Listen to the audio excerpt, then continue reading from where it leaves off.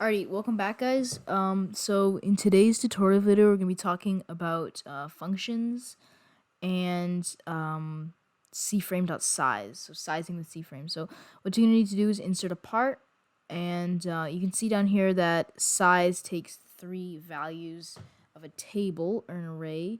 So now we're ready to insert a script into the part, and I'm just going to name this part.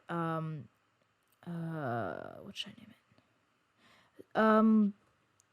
I think sizer, because it sizes the part. Yeah.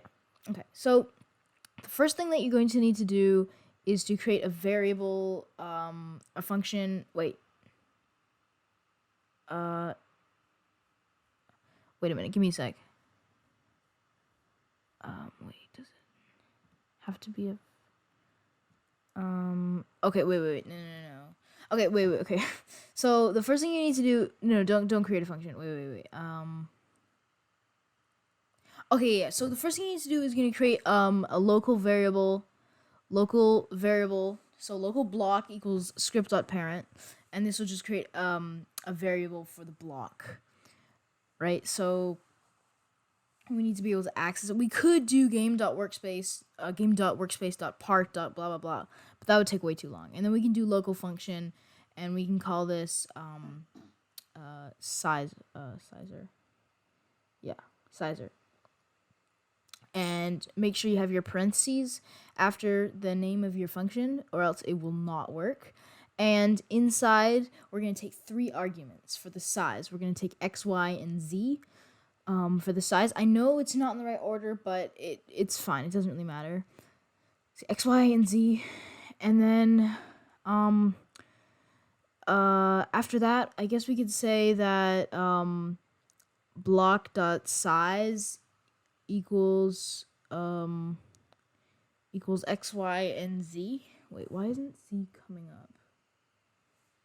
Give me a sec.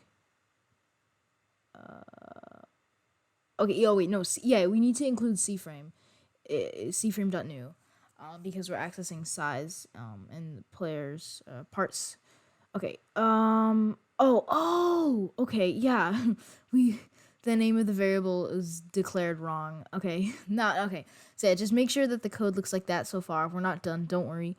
And then we can call the program. So we can do sizer parentheses and then our x, y, and z values. So we can say 10, 10, 10, and then we can wait one. The wait is very important. Yeah, we can just wait 1 second. And then we can do, call it again, but change its position again. And yeah. So let's see what this does. Okay. Shoot. Okay, yeah. So you see it made a 10 by 10 by 10 cube.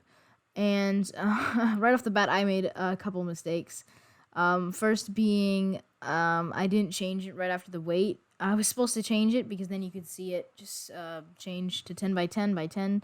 But we can just throw in a while true loop so that it constantly, forever, will change from 10 by 10 by 10. Now, you have to add waits in while true loops. I said this in my last video. If you don't, your computer will definitely crash, and you'll just be seeing some disifying cube mess. It would be terrible.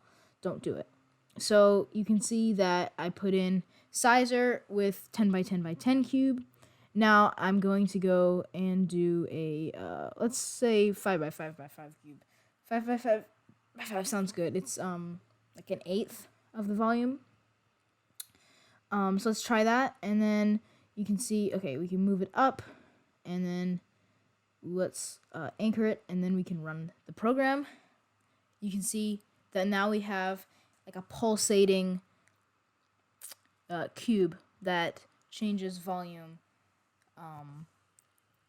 So that's cool. So guys, thank you for watching. Bye.